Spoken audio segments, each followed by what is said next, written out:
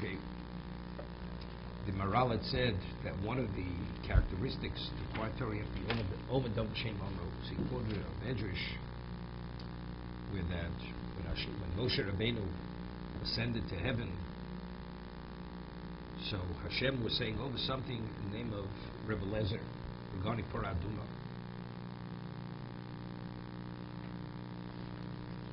Just like we over it again. The 48th characteristic is Omedov B'Shem Omro. Let's go start it again. Omedov B'Shem Omro, ki zeu gam ki shaykh l'Torah mode. This has great relevance to Torah. Reish Chav Beis, second column.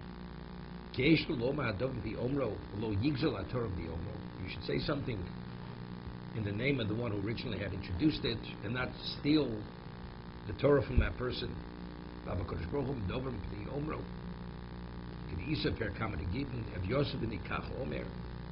Hashem studies Torah, whatever that means, he mentions the name of the immortal. When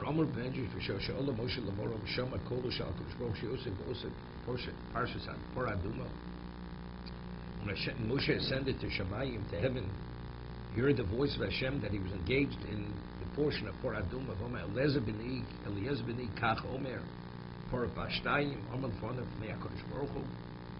So when Moshe heard HaKadosh Baruch Hu quoting a person, how Rebbe Lezer is interpreting the Pasuk, he says, Ribbono Shel Olam, Master of the universe, Al Yoru V'Tochtorim Shaloch, heaven and earth is yours, what's above and what's below is yours, V'Ato Yoshim B'Ma Halochim B'Yibos V'Dom, and you're saying over something in the name of a mortal. Mortal is meaningless. Omla Kodesh Moshe Tzadik Echod Osed Lamod Be'Olomi. So he says, Moshe, there's a tzaddik who's going to come into existence in the future. Bosed Liftoach Parshas Porah Tchilo, and he will be the first one to interpret the portion of Parah Aduma. Rebbe Lezer Porah Bashtayim. The Yeshisho. So the Maharal asks, Machu Beheshav HaKadosh Baruch Hu Moshe. I mean, Moshe asking a profound question. Everything, you create everything. You're everything. And you're quoting a mere mortal. What exactly?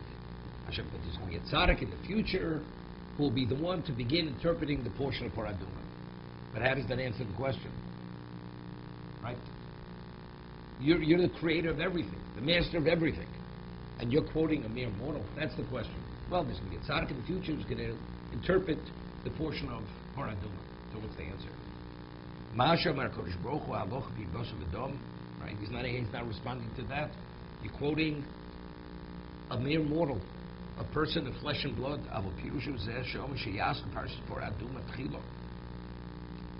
He's saying he will be the one who's the first one to interpret the portion of Parah Aduma, to interpret it.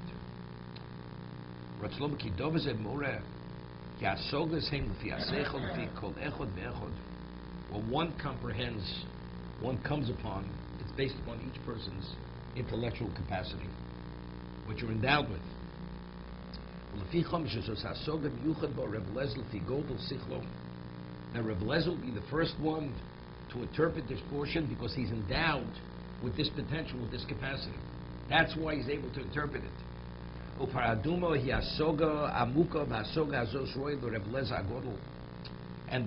Parah Aduma is the most profound, difficult understanding in the Torah.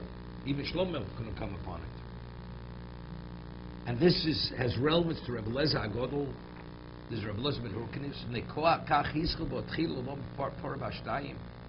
The reason why he's the one who is the only one, the first, because he has a grasp of Torah which is one of a kind. The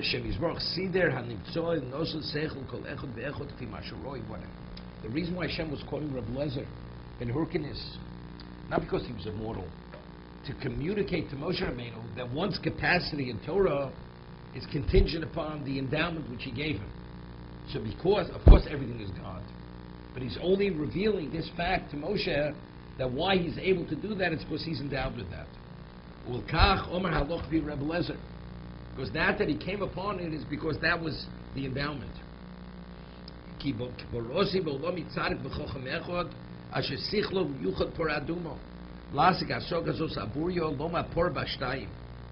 interesting.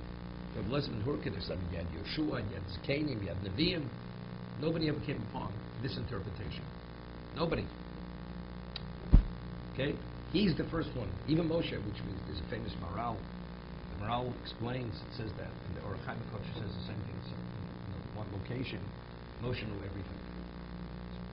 It's Torah Sheba'al Peh, but exactly how to connect Torah Sheba'al Peh, Torah Sheba'al Chsav, that's a different story. Because it says that when Moshe Rabbeinu came to ascend to Shemayim, Hashem was attaching these crowns to the letters. And Moshe says to Hashem, what are these crowns about? He says, the future, there's a person by the name of Rabbi Akiva, that he will extrapolate from these crowns, Tili Tili Shalavos, mounds and mounds of loaves will be drawn out of this. So, obvious question is, Moshe received the Torah, and whatever Rabbi Akiva was able to know was all part of the Masorah. So why Moshe Rabbeinu didn't know? So one answer they give is this is when he first came. This is before Hashem taught him the Torah. Before he taught him the Torah. When he first descended at the beginning of the 40 days. The Maral and the Orach Chaim says no. That even later, Moshe Rabbeinu, of course, knew all the halachas that Rabbi Akiva had drawn and extrapolated and culled from the crowns. But the question is how to do it. That he didn't understand.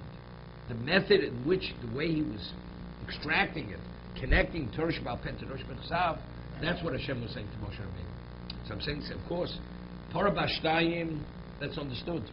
That's Halach Nom Shemisina, that's Torah Sheba'al Peh. But how do you interpret the words to prove that point?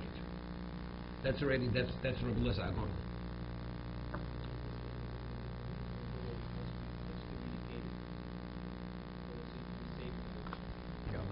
Nobody argued with him. No. That had something to do with it. But it's interesting.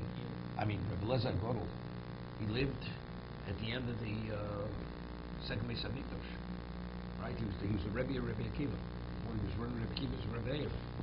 And you see, the reason the Gemara says in Sanhedrin, why did Rabbi Akiva deserve such a terrible death? Because Rabbi Lezer Agon said to him, because you didn't come to me to study Torah. The Torah that could have been revealed to the world will never ever be revealed.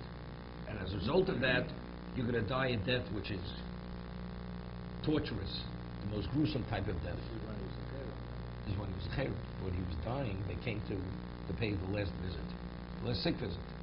So he says to Rebbe Kiva, where have you been? He says, well, whatever. He says, but I'm going to tell you, all your colleagues, they're not at your level. I couldn't share that Torah with them. But you have the capacity. You have the capacity to understand what I have to offer. And evidently not. Evidently that was not. They could have stayed out of Dalai Lamas, whatever it was. But and therefore, that Torah will never be known to mankind ever again. Therefore, you will be punished for this. And he told them open. Therefore, your death will be gruesome. Rabbi Lezer Agon will say this to Rabbi Akiva. He says, Shtei Yodai kishtei Sifrei Torah. My two hands are like two Sifrei Torah.